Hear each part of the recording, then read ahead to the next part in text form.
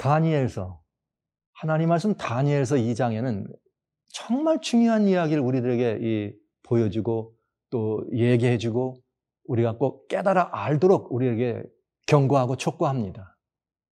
왜냐하면 인류는 지금까지 지속해서 하나님은 하지 말라고 하셨지만, 하나 되는 일을 애쓰지 말라고 하셨지만, 인류는 지금까지 이 문제를 향해서 애써왔습니다.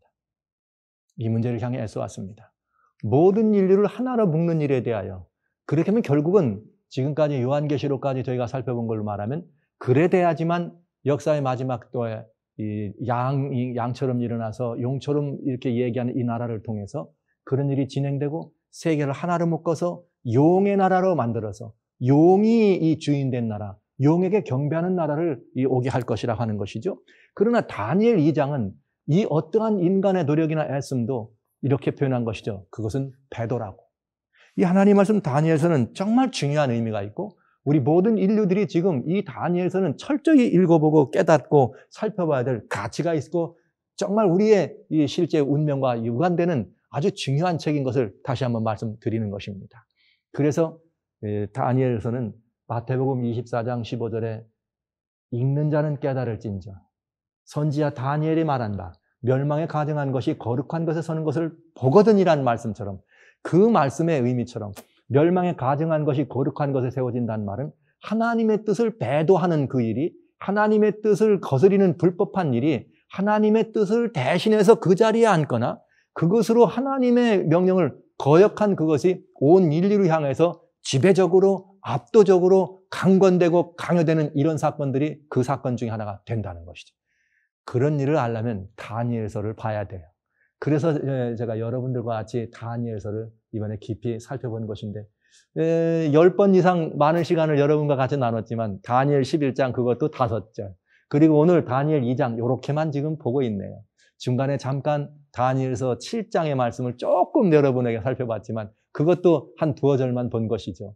다니엘서 매우 깊이 있는 책입니다. 의미가 많은 책입니다. 반드시 살펴봐야 될 책입니다. 깨우치면 희망이 있고 깨우치면 복이 되고 깨우치면 여러분과 제가 새로운 세계를 향한 희망이 넘치는 책인 것을 여러분에게 다시 한번 말씀드립니다. 자, 이 다니엘서는 지금까지 다니엘서 2장을 통해서 많은 사람들이 세계 단일 정부를 만들기 위해서 세계 통합을 위해서 애써왔다고 얘기했습니다. 그러나 그 모든 애씀은 어떻게 된다고요? 실패했다고요.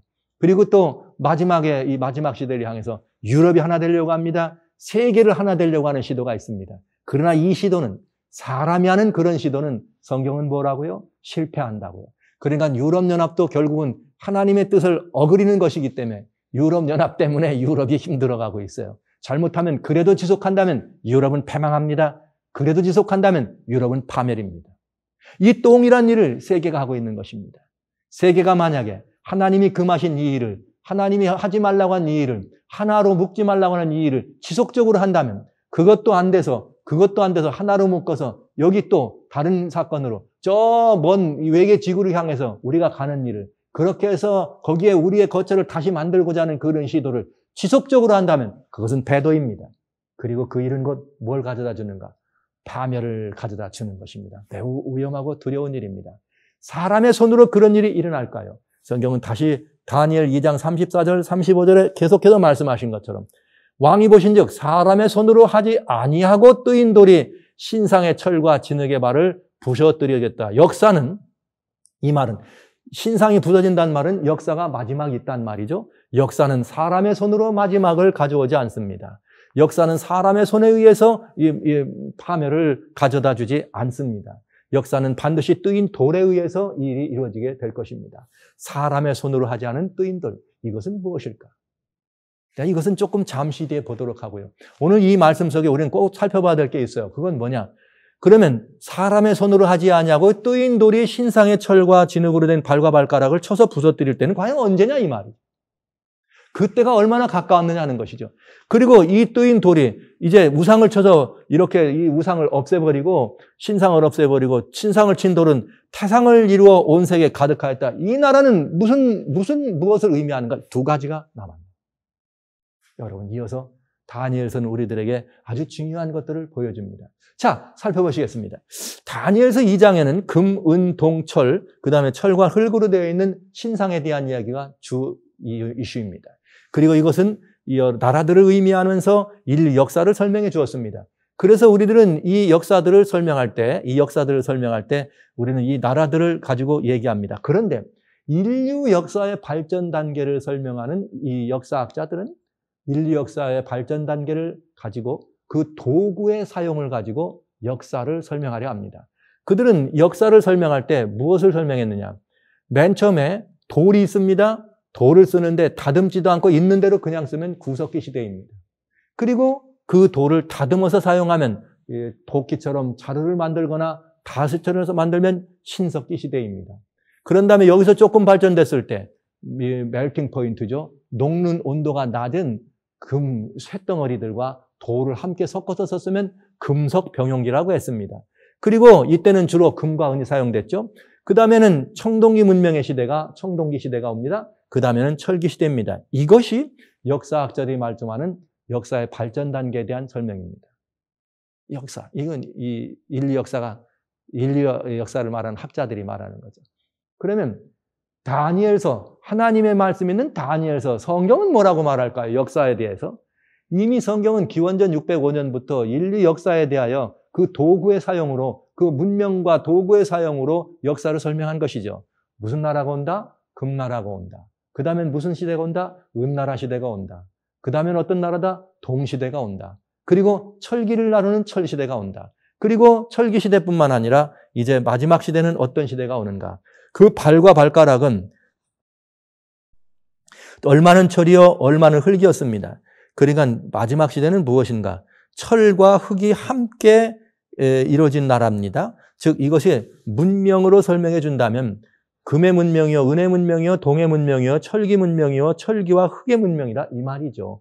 역사의 발전 단계를 설명한 이 도구를 향해 설명한 이들과 설명의 차이가 하나 더 있다면 마지막 시대는 흙이 온다는 것입니다. 이 흙의 나라가 뭘 말하는가? 이 흙의 나라를 한번 살펴볼까요? 그냥 여러분 진흙, 여기 성경에 나는 흙을 클레이로 되어 있어요. 이 클레이로 되어 있는데 이 클레이, 진흙이라고 하는 것은 또 다른 말로는 점토라고 되어 있는 클레이인데 이 주성분이 뭐냐? 흙의 주성분은 규소입니다. 실리콘이라고 되어 있습니다. 이 실리콘은 주기율표로 보면 14족의 3주기에 속하는 원소인데 원소기는 Si, 실리콘이에요.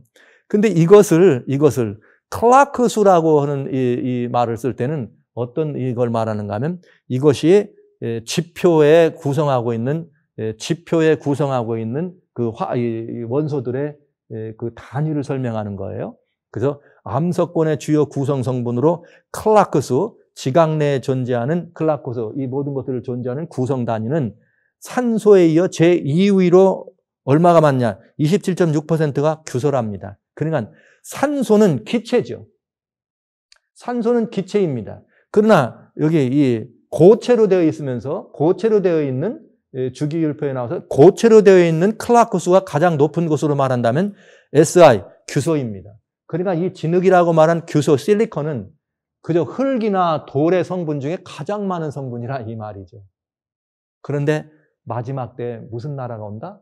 흙의 나라가 온다. 이렇게 되어 있습니다. 이 나라가 과연 무슨 나라일까? 여러분, 실리콘 그러면 벌써 느낌이 있죠? 실리콘 그러면. 자, 한번 보실까요? 1991년에 걸프만 전쟁이 일어났어요. 아까 사담 후세인 얘기를 잠깐 말씀드렸습니다만 걸프만 전쟁이 일어났을 때 이라크에는 5,000대 혁명 수비대가 이끄는 강철, 이 철기, 최첨단 이 철갑 탱크가 있었습니다. 그래서 연합국이 들어갈 때 대단히 두려워했어요. 말하자면 탱크로 무장되어 있는 혁명 수비대에 대해서. 근데 그때 이 걸프만 전쟁, 그래 어려울 거라고 얘기했지만 거의 한 달도 안 돼가지고 그냥 끝났습니다. 엘빈 토플러라고 하는 인류 미래사회학자가 뭐라고 말했느냐? 걸프만 전쟁은 제3의 물결 전쟁이다. 이렇게 표현했습니다. 제3의 물결 전쟁이다. 그래서 이 싸움을 뭐라 그랬는가? 강철과 실리콘의 싸움에서 실리콘이 이긴 전쟁이다. 다시 말씀드리면 강철과 실리콘의 싸움에서 실리콘, 아까는 뭐라 그랬어요? 클레이, 흑의 주성분. 흑이 이긴 전쟁이다. 여러분 아시는 것처럼 실리콘은 뭐라고요? 실리콘은 가지고 사람들은 뭘 만드는가? 실리콘 칩이라고 그래요. 소위 반도체 칩이라고 하는 것이 실리콘 칩입니다. 이 실리콘 칩은 모래와 진흙에서 주로 추출되는 것이죠. 진흙이 이름이 Si, 규소가 그 속에 가장 많이 들어있으니까 암석권이든 흑권이든. 자, 그래서 이건 굉장히 의미가 있어요. 제3의 물결이 시작되면서 무슨 시대가 왔느냐? 실리콘 시대가 왔다. 성경적으로 말하면 흙의 나라 시대가 왔다. 흙의 문명이 장악하는 시대가 왔다. 이 말입니다. 그러니까 지금은 무슨 시대인가? 지금은 흙의 시대입니다. 지금은 흙의 시대입니다. 실리콘의 시대라는 것이죠. 그러니까 지금은 대단히 중요한 성경의 역사로 말하면 철과 진흙이 섞여 있다고 말한 그렇죠? 그리고 나눠졌으니까 발가락 시대. 그런데 이미 1980년대 이후에는 미국의 고부가가치 첨단 하이텍 산업이라 했는데 이 하이텍 산업, 군사, 우주, 항공, 정보, 전자, 통신, 컴퓨터, 유통, 금융, 서비스 이 모든 것들 다 총망라해서 이것이 인터넷이 없다면 이것은 불가능했죠. 인터넷을 있다면 불가능합니다. 이래서 이런 모든 IT 관련 산업으로 경제 구조를 바꾸고 있다. 이렇게 돼 있어요. 이 IT 산업이라고 하는 것 자체가 무슨 산업이냐? 반도체 칩, 실리콘 칩입니다. 오늘 이 시대는 정말 이 서폰이 없이는 서폰이 없이는 한 시간도 살 수 없는 사람들이 너무나 많은 한국에서는 수구리 족속을 탄생시킨 이 굉장히 중요한 시대죠. 이것이 뭐가 핵심이냐? 이 모든 것들에 가지고 있는 핵심은 칩입니다. 여러분 유심칩 얘기 많이 들어보셨죠? 이게 다 실리콘 칩이에요. 이 칩으로 인해서 이 모든 것들이 가능하게 된 것입니다. 그래서 전 세계가 이 일을 요즘 가장 못 사는 나라가 북한이라는데 북한도 이 서폰이 400만 대가 보급돼 있답니다. 대단한 일입니다. 인구 4명 중 1명이 가지고 있다는 것. 이렇게 이 칩은 대단히 많은 인류 사회의 문명의 그야말로 가장 저변에서부터 모두에게 보편적 가치로 등장한 이런 그 실리콘 시대인 것을 우리는 알 수가 있는 것이죠. 그런데 이 실리콘 칩은 여기 모든 사람들이 살아가는 삶의 모든 다양한 그런 구조적 이런 부분에다가 함께 이 칩은 유통될 수가 있다고 하는 것이고요. 여러분 아무리 신속한 시대로 간다 할지라도 그저 이 체크하면 요즘 말하는 이 GPS 문명이 오늘 우리 모두의 이 산업 또 우리 모두의 이 삶의 이 패턴을 바꿔가고 있는데 이런 그 GPS 관련된 이런 모든 사업들이 실리콘 칩이 없이는 불가능합니다. 태양 탐사선을 보냈습니다. 그래서 태양 탐사선을 통해서 지금 현재 지구가 겪고 있는 아픔을 우리가 갖고 있는 거대한 변화가 무엇인지를 이해하려고 합니다. 그렇게 해서 우리는 이 태양 탐사선이 말이죠. 이제 2025년까지 활동하게 됩니다. 이렇게 되면 뭔가 우리가 알아갈 것 같은 이것도 뭐가 없이는 불가능하냐? 바로 실리콘 칩이 없이는 불가능합니다. 여러분 지금은 흙의 시대입니다. 여러분 준 2025 잘 보셔야 돼요. 이제 2030년까지 인류를 하나 되게 하는 일을 하자. 그렇게 회의를 했고 하기로 197개 나라가 사인까지 했습니다. 그런데 이제 과학은 아니다. 2025년간에 벌써 이 사람의 피할 길을 만들어야 된다. 근데 여러분 태양 탐사선 2025년까지 뭐라고요? 활동합니다. 그리고 또 이제 우리는 우리 마음에 굉장히 좀 궁금하게 하고 뭔가 좀 우리들 마음 가운데 뭔가 좀 의아심 혹은 걱정 아니면 또 이 새 희망 같은 이런 거를 가져다주는 사건이 하나 있어요. Artificial Intelligence, AI라고 하는 인공두뇌입니다. 인공지능입니다. 인공지능을 말하는데 이 인공지능이 이게 지금 문제가 돼 있어요. 굉장히 큰 문제죠. 사실 인공지능이라고 하는 건 뭐냐? 건강한 성인은 약 1천억 개의 뉴런, 신경세포예요. 뉴런이라고 하는 신경세포가 있습니다. 그런데 이 뉴런 한 개는 축색돌기라 부르는 출력 링크와 수상돌기라고 하는 말하자면 나가고 들어오는 입출이 할 수 있는 문이 있다는 거죠. 이렇게 링크와 접합부니 시냅시스를 가지고 있는데 거기에는 하나당 10만 개의 뉴런과 연결됩니다. 그러니까 여기 어떻게 된 거예요? 한 개가 얼마 1천억 개에다가 10만 개의 뉴런이 연결된다. 이건 대단한 일이죠. 그래서 결국은 뉴런 사이에는 1천조의 접합 부위가 있다. 어마어마한 이야기입니다. 이런 것들을 인간이 만드는데 뭘 해요? 실리콘 칩이 없이는 불가능한 것이에요. 칩의 시대예요. 칩의 시대란 말을 성서적 통으로 여러분에게 말씀드리려면 흙의 시대라고 하는 것이에요. 그래서 이 인공지능에 관한 문제가 나오는데 인공지능, 지능은 있지만 의식은 아직 없다네요.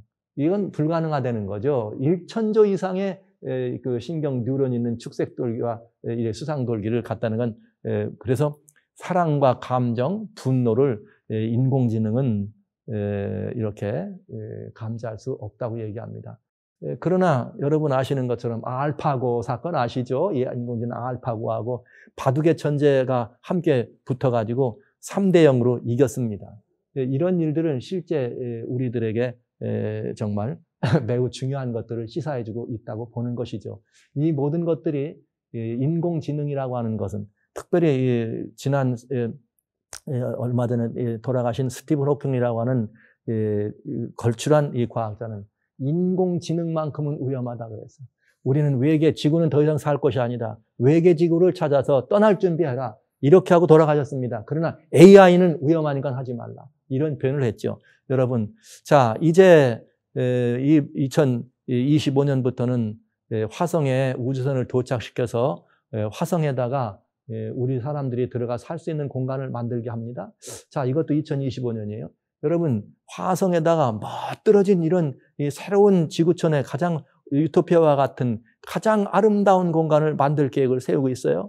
자, 이것도 뭐가 없인 불가능한가? 칩이 없인 불가능합니다. 자, 우리는 거대 분야, 넓은 우주, 우리가 계획하고 있는 우주 밖에부터 시작해서 이제 인공지능까지 우리는 가까이, 우리한테 가까이 이미 이 실리콘 흙의 시대는 없으면 안 되는 시대가 됐습니다. 오늘 우리는 이 칩이 없이는 단 하루가 아니라 1시간도 견딜 수 없는 사람들이 너무나 많고 우리가 살아가는 삶의 구조 또한 멈출 수밖에 없게 되어 있습니다. 여러분, 그런데 이것이 무슨 문제를 가져다 주는가? 사람이 그저 살기에 편리한 편리성만 도모되는 것이 아니라 우리들이 이 모든 것들을 통해서 통제되고 관리되는 굉장히 유용한 도구로도 쓰일 수 있다는 것. 그래서 우리 이 모든 인류의 역사의 마지막 시대를 살아가는 모든 인류들을 하나의 시스템으로 묶는데도 칩은 중요하고 결국은 이 반도체 칩이 인류의 운명을 이렇게 좌우하게 됐습니다. 그래서 이것이 이제는 이 통제 시스템으로 발동되기 시작합니다. 결국 우리는 어느 시대에 왔는가? 이 주님께서 우리들에게 보여주신 이 신상으로 말하자면 지금은 흙의 시대요, 발가락 시대인 것을 보여줍니다. 제가 보기엔 발가락 시대가 아닙니다. 발톱 시대인 것 같습니다. 여러분, 발톱은 아무리 길어도 몸무게 늘리는데 도움 안 돼요. 사람 서 있는데 큰 힘 되지 않아요. 발톱은 깎아야 됩니다. 그렇다면 지금 이 시대는 이 정도로 왔다면 AI라고 하는 인공지능, 인공두뇌를 만들어서 소피아라고 하는 사람하고 대화도 요즘 만들어 대화하고 있어요. 자, 이렇게 해서 이렇게 해가지고 사람들에게 뭔가 새로운 것들을 가져다 주고 신세계가 올 것 같은 이야기를 하지만 매우 위험한 일이죠. 이렇게 된다고 하는 것은 하나님만이 이 생명체를 창조할 수 있는데 인간이 노력과 기술로 생명체와 유사한 존재들을 만들어낸다고 하는 건 그야말로 멸망에 가정한 것이 거룩한 것을 서는 사건과 같은 사건이 아닐까요? 여러분, 이것은 매우 위험한 일입니다. 그리고 하나님이 금하신 일입니다. 그런데 그것이 언제 이루어지고 있느냐? 지금 이 시대, 우리가 살고 있는 눈만 뜨면 아침이 오는 바로 이 시대에 이 일이 이루어지고 있다고 하는 것입니다. 그러니 지금 이 시대는 단순히 발가락 시대나 이 달가락 시대가 아니라는 거죠. 지금 우리가 살고 있는 이 시대는 정말 마지막 하나만 남은 시대. 야구장의 야구 경기로 말하면 9회 말입니다. 역사는 9회 말입니다. 아니죠. 9회 말이 아니죠. 9회 말 우리가 마지막 공격팀이라면 9회 말 마지막이라면 9회 말 투아웃입니다. 아니죠. 9회 말 투아웃에 2, 3 풀카운트입니다. 공 하나만 남아 있습니다. 역사는 공 하나만 남은 시대라고 볼 수 있겠습니다. 우리가 살고 있는 시대는 인류 역사의 발전 단계를 돌아봐도 흙의 모든 것들을 장악한 시대입니다. 흙의 문명이 집안부터 시작해서 어디까지요? 전 우주 바깥까지 흙이 장악한 그런 시대를 우리는 살고 있다는 것이죠. 그러니 역사는 지금 좌우로 우리에겐 매우 중요하고 매우 긴박하고 이제는 천기뿐만 아니라 시대적 상황뿐만 아니라 무엇마저도요, 우리가 서 있는 이 환경에 성경이 말하고 있는 문명의 역사의 그것으로 봤을 때도 우리는 정말 치명적 마지막 시대라고 볼 수밖에 없습니다. 이제 돌의 시대, 즉 돌나라가 오고 있다고 봅니다. 다니엘 2장이 우리들에게 말씀하신 사람의 손으로 하지 아니하고 뜨인 돌이 오겠다고. 그리고 사람의 손으로 하지 아니하고 뜨인 돌이 온다는 것.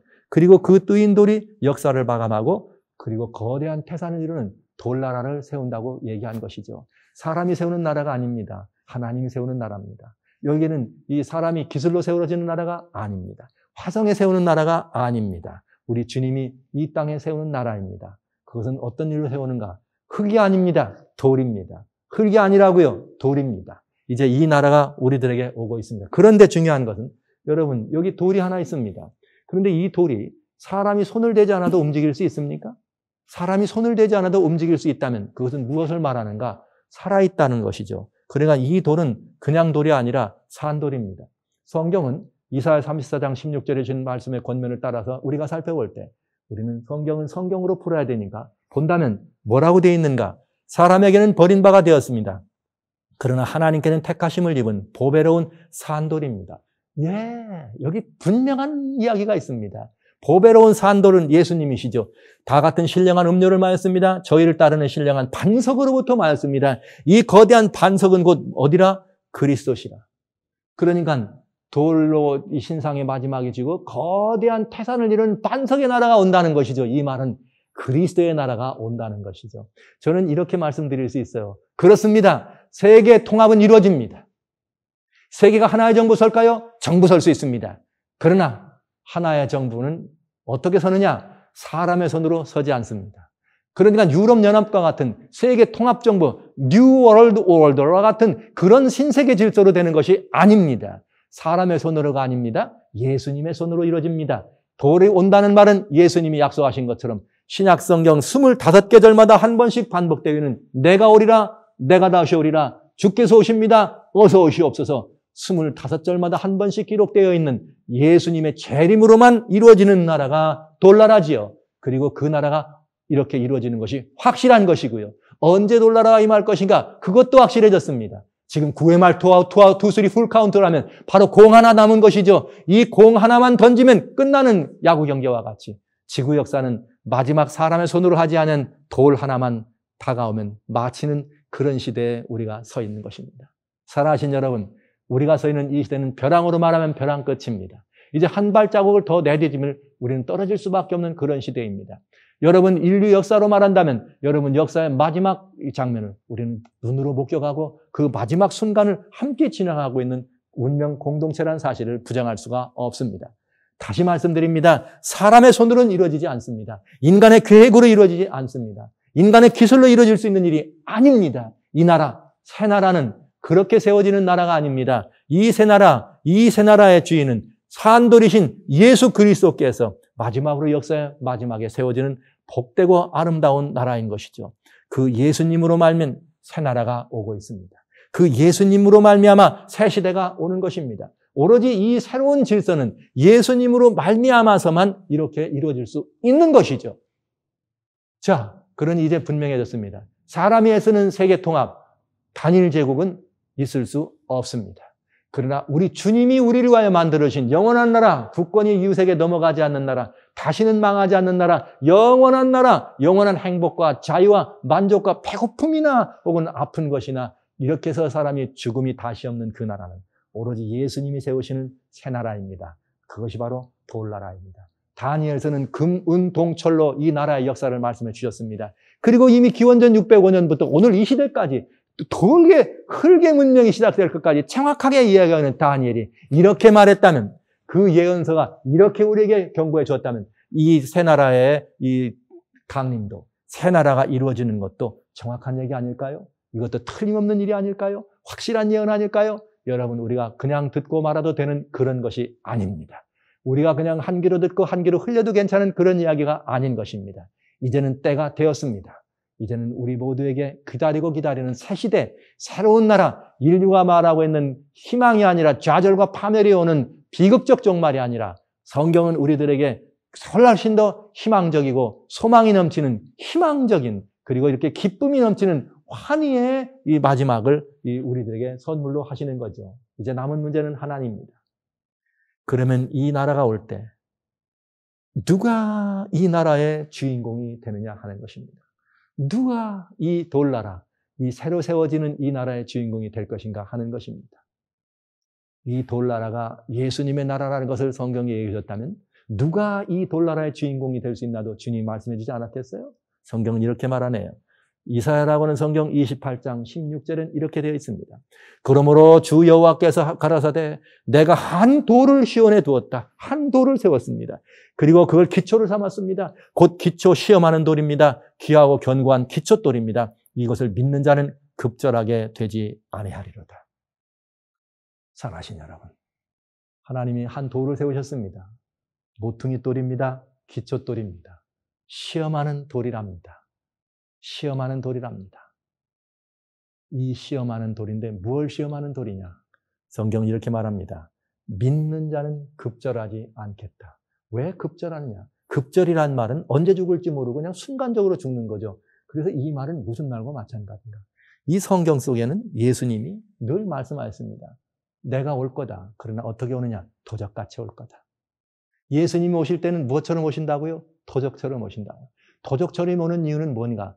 도적은 왜 그런가? 누가 언제 올지 모르고 도적이 말이죠. 언제 오는지를 집주인이 알면 도적이 들어올 수 없죠. 그러니까 집주인이 모를 때, 집주인이 예비하지 못한 그때 온다는 것이죠. 그래서 예수님이 오신다, 도적처럼 오신다는 말은 생각지도 않은 때, 예기치도 않은 때 오신다는 이야기입니다. 만약 그렇게 온다면 여기 성경은 이렇게 말합니다. 급절하게 될 것입니다. 급절하지 않는 길은 무엇인가? 급절하지 않는 길은 그 돌을 믿는 것입니다. 그 돌은 무엇인가? 베드로전서 2장 4절에 사람에게는 버림받았습니다. 동일한 말씀입니다. 하나님께는 택하심을 입은 보배로운 산돌입니다. 이사야는 이 산돌을 믿어야 산다 그랬습니다. 이 산돌을 믿으면 급절치 않는다 그랬습니다. 여기 베드로는 베드로전서 2장 5절에 그 산돌은 예수님이라고 말씀했습니다. 그러니 이 예수님을 믿는 자는 뭐 한다는 거예요? 급절하지 않는다는 것이죠. 성경의 한결같은 법칙은 무엇인가? 의인은 오직 믿음으로 말미암아 살리라 하는 것입니다. 성경 답은 분명합니다.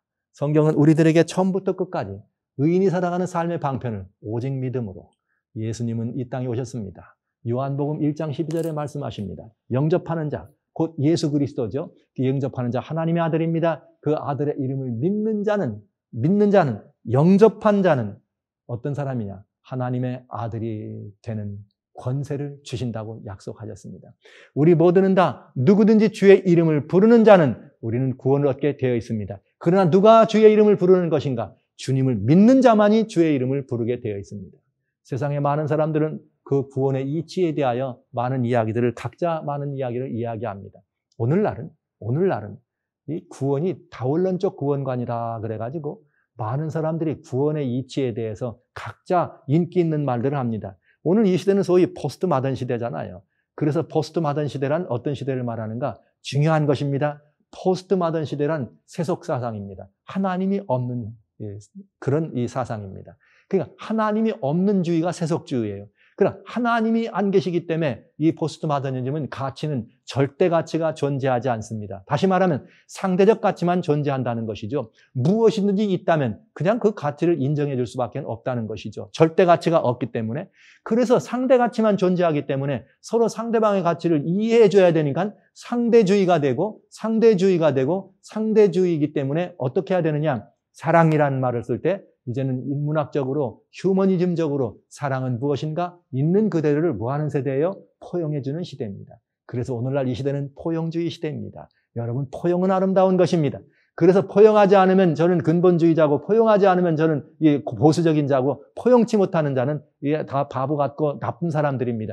그래서 오늘날 이 시대에는 말이죠. 어떤 것을 믿든지 다 맞아줘야 돼요. 어떤 것을 믿어도 다 옳아요. 그러니까 구원을 향해서도 무엇을 믿어도 구원이 있다고 가르치고 있고 무엇을 믿어도 구원이 있다고 배워야만 행복한 시대가 오늘날 이 시대입니다. 그러나 이것은 얼마나 두렵고 무서운 사건인가.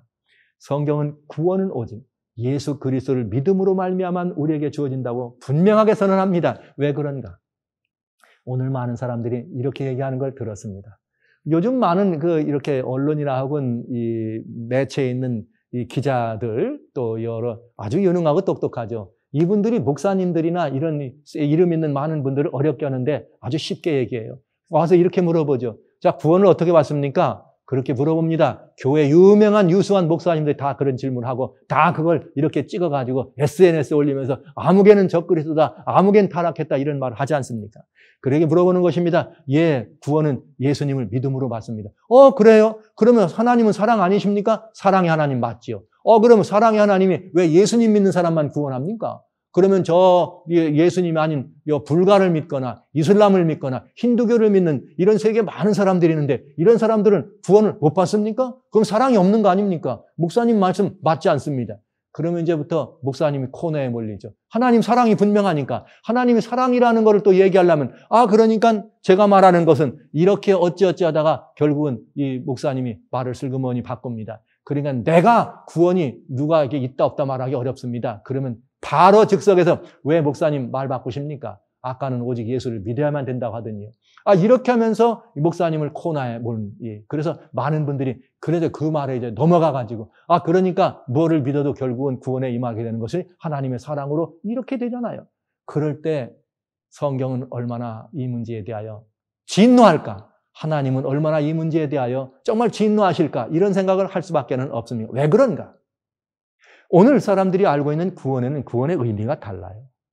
질문이 바르지 않으면 답이 바를 수가 없습니다. 여러분, 구원이 뭡니까? 여러분들이 말씀하시는 구원은 뭐예요? 그저 마음이 평안? 어떤 분들은 그러죠. 교회 갔더니 마음 편해서 간다. 그것이 단순히 교회 가는 목적인가? 여러분, 또 나는 말이야, 저 요가를 했더니 얼마나 평안한데. 나는 또 어디 가서 마음 수련을 했더니 말이지 얼마나 평안하고 모든 것들이 다 형통한데 그게 구원의 의미인가? 마음 편한 것, 그래서 일상이 잠시 편해진 그것이 구원의 진정한 의미인가? 그런 구원이라면 여러분 말이 맞습니다. 그게 구원의 의미라면 무엇을 믿어도 구원에 들어갈 수 있습니다. 아마 심지어 말이죠. 어떤 사람은 돈을 믿어도 갈 것이요. 어떤 사람은 나무를 믿어도 갈 것이요. 어떤 사람들은 명상을 믿어도 갈 것이요. 어떤 사람들은 무엇을 믿든지 그런 것이 구원이라면 아마 그 믿음대로 될 수 있을 것으로 확신합니다. 그러나 살아신 여러분.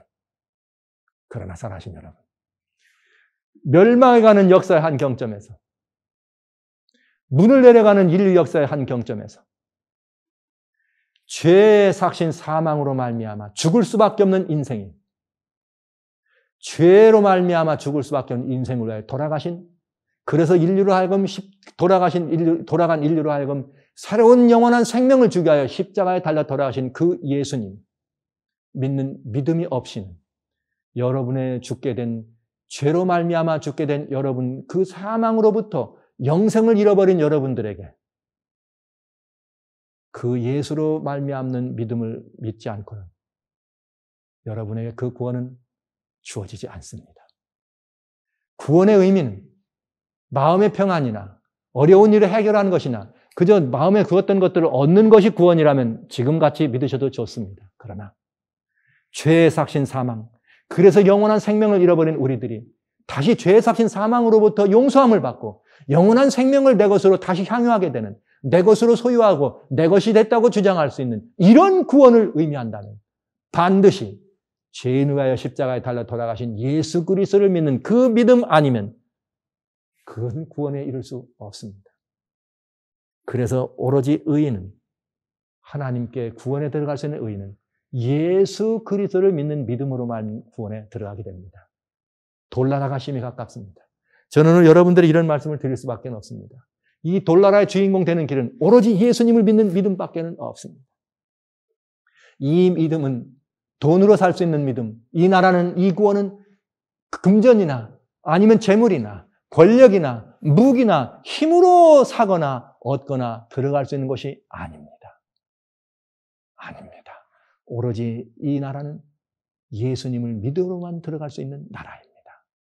그러니 사랑하신 여러분, 저는 오늘 이 모든 이 다니엘서에 기록된 예언의 말씀을 여러분에게 말씀드리면서 인류가 단일 제국이 돼서 뭔가 희망이 있기를 바라고 있죠. 인류가 하나로 통합되면 뭔가 좀 가난이 퇴치되고 환경이 무너지는 환경이 정리가 되고 뭔가 사람들의 불평등의 구조적인 그런 모순들이 해결이 되는 것처럼 생각하고 신세계 질서, 단일 제국, 세계 통합을 주장합니다. 그러나 그것이 인류의 선장이 될 수 없습니다. 무너져가는 역사의 마지막 경점을 다시 한번 세울 수 있는 그런 길은 될 수 없습니다. 여러분, 오로지 다니엘 2장에 나와 있는 말씀처럼 금, 은, 동, 철과 진으로 되어 있는 이 신상의 모든 것들이 마지막 시대에 돌나라로 와가지고 모든 것이 끝나고 돌이 예수님을 상징하며 이 나라가 예수님의 나라인 것을 여러분 보신 것처럼 이왕의 과거에 이루었던 모든 예언들이 정확히 성취된 것처럼 마지막 하나 남은 이것도 분명히 정확히 성취될 것을 여러분은 보셨습니다. 이 사실을 믿음으로 영접하셔서 이 나라에 들어갈 수 있는 주인공 되기 위해서 예수 그리스도께로 걸음을 옮기시고 오직 여러분을 위하여 돌아가신 예수님 이분을 위해서 여러분 믿음으로 영접하시고 주님 앞에 주여 오늘 저와 함께 이 놀라운 역사를 지금까지 주선하셨습니다. 이렇게 인류 역사를 주선한 그 하나님이 나 개인의 역사도 지금까지 주선해 오셨는데 그 사실을 외면하고 모른 척하고 살아왔던 내 자신을 회개하고 뉘웃고 주님께로 주여 나는 죄인으로서이다. 주여 나를 용서하소서. 십자가에서 나를 위하여 돌아가신 예수님의 그 놀라우신 사랑과 은혜를 저버리고 살아왔던 내 자신에 대하여 나 자신에 대하여 회개하고 뉘웃고 주님께로 돌아가셔야 되지 않겠습니까? 그것만이 새 나라가 올 때 영원한 새 나라, 국권이 넘어가지 않는 나라, 예수님이 세우시는 그 나라, 사람의 손이 아닙니다. 인류의 기술이 아닙니다. 분명히 그 모든 것들은 헛된 시도입니다. 오로지 예수님이 세우신 그 나라, 새 시대 새 나라가 이루어질 때 그 나라의 주인공으로 서야 되지 않겠습니까? 저는 여러분 모두를 다 그 자리에 여러분을 초청합니다. 여러분 우리 모두 다 그 자리에 들어가야 되겠습니다. 그런데 지금 우리는 그 자리에 들어갈 위하여 선택하고 결정하는 시간을 미뤄서는 안 됩니다. 지금 우리는 언제 일을 해야 되는가? 지금 야구 경기 9회 말입니다. 9회 말 투아웃 수술이 풀카운트입니다. 이젠 공 하나 남았습니다. 그리 시간은 우리를 기다려주지 않을 것 같습니다. 시간은 짧습니다. 우리가 망설일 시간도 없습니다. 더 이상 지체할 시간도 없습니다. 오늘이라 말하는 이 시간에 바로 지금 여러분 저와 함께 여러분 예수 그리스도 우리의 구주에게 우리의 생명, 우리의 운명을 맡기시고 주님 앞으로 우리 무릎 꿇고 함께 나오시지 않으시겠습니까? 조만간 예수님의 징조가 하늘에 보이겠고 지금 우리는 온 우주간에 충만하게 써있는 메네메네 데겔 우바르시니라 써있는 내가 다시 오신다고 말씀하신 태양계에 기록된 징조들을 보았습니다. 천기가 이루어지는 걸 본 것입니다. 천기가 이루어진 걸 보았다는 말은 무엇이냐? 인자의 징조가 하늘에서 보인다는 말입니다. 그리고 많은 사람들이 이 땅의 모든 족속들이 통곡하며 그들이 인자가 구름을 타고 능력과 큰 영광으로 오는 것을 볼 것입니다. 사랑하신 여러분, 여러분은 어떤 분이십니까? 통곡하며 그분을 기다리는 이 부분에 들어가실랍니까? 아니면 아멘 주 예수여 오시옵소서 제가 기다렸습니다. 주여 오시옵소서 제가 주님을 이처럼 기다리고 사랑하고 사모했습니다. 둘 중에 하나 절망이나 이 좌절이 아니라 희망과 환희로 맞이하는 그 자리에 서시겠습니까? 이 선택은 여러분의 몫입니다. 저는 오늘 여러분들이 다시 오시는 주님을 기쁨과 즐거움으로 희망과 환희로 영접하는 그 자리에 서게 되시길 간절히 소원합니다.